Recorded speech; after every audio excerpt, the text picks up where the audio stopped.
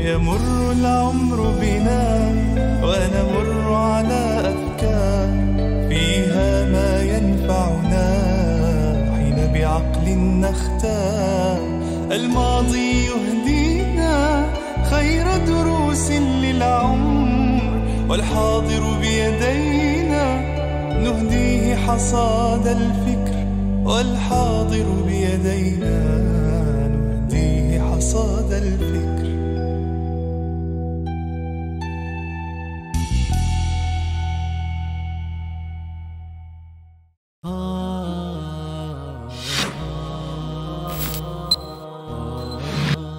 Meşhur davetçi Doktor Tarık Süveydan'ın Tefekkür Cevherleri namlı programmasını huzurunuzda sunumuz.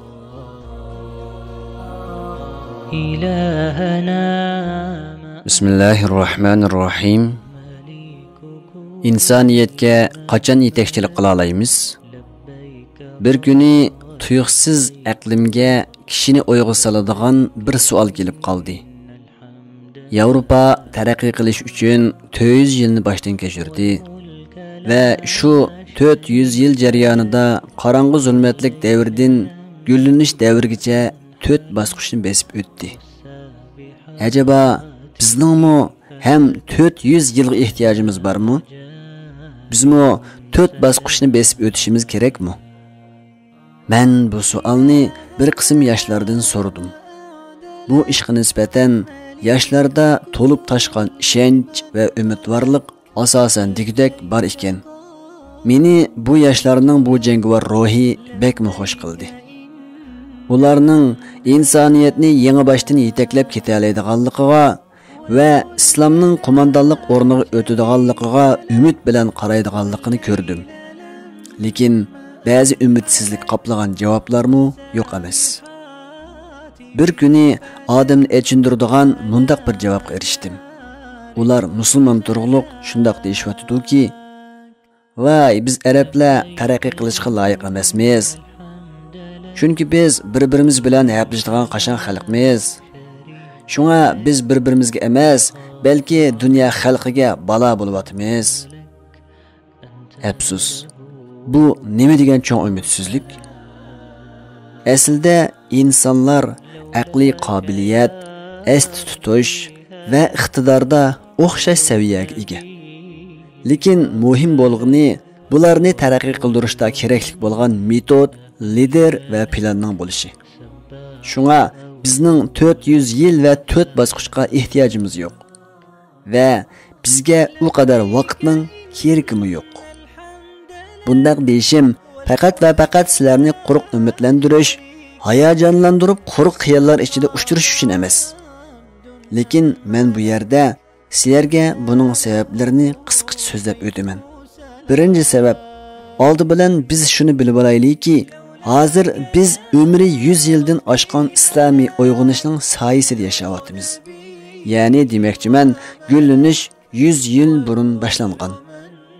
Demak, bu 100 yil jarayonida ummatning fikrlari yuksaldi.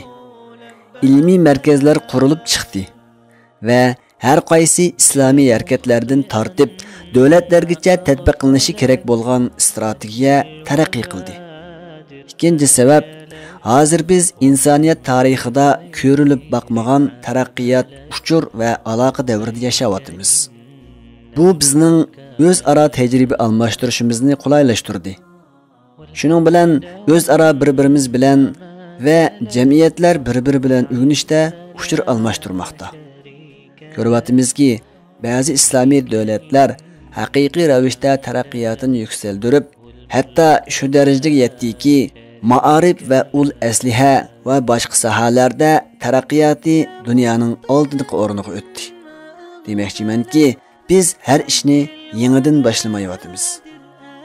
Uchinchi sabab, hozir g'arb dunyosida yashayotgan musulmon muhojirlarning nisbati ko'paymoqda. Bular g'arbni tushundi. Ularning ortiqchilik yerlarini bilib yetdi. Ba'zilari NASA va boshqa cho'ng ilmiy markazlarda utuq qozonmoqda. Yuksak mansablarga erishmoqda. Men bularni ummatning taraqqiyoti uchun ul teshi deb hisoblayman. Chunki ular bizga tajriba va urinishlarimizning necha 10 yilini qisqartib berdi. 4-chi sabab, biz yana taraqqiy qilish va gullanish uchun G'arbning tajribalaridan foydalanishimiz kerak. Yevropa ittifoqining qurilishi uchun 70 yildan jiq vaqt ketgan. Mana bu mo'l va saboqlarga boy tajribalardir. Tabiiyki, buning xatoliklar yo'q deyolmaymiz. Ammo tajribalardan foydalana olamiz. Xatoliklarning hammasini yo'q qila olmaymiz. Ammo selishtirish orqali xatoliklarni eng tuvanchakka tushira olamiz-da, bu orqali vaqtdan utimiz. Bu yerda ba'zi kishilarning sog'lom bo'lmagan ba'zi analizlari bor.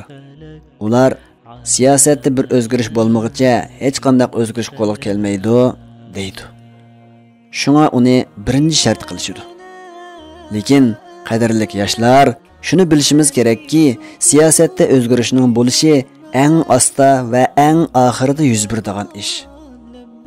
Haqiqiy bir gullanish ro'yobga chiqib bo'lgandan keyin tafakkur qilish uslubida, ongda madaniyat qurilish, izzat va hurriyat uchun kurash qilishda haqiqiy ma'noda o'zgarish maydoniga keladi ekan, u vaqt siyosatda o'zgarish o'ttirg'i chiqadi. To'g'ri. Bizning bugungi siyosatlarimizda ayib nuqsonlar bek ko'p. Lekin Fransiyaning tarixini eslaydigan bo'lsak, siyosatda bir o'zgarish hosil qilish uchun 3 qatim inqilob elib berilgan.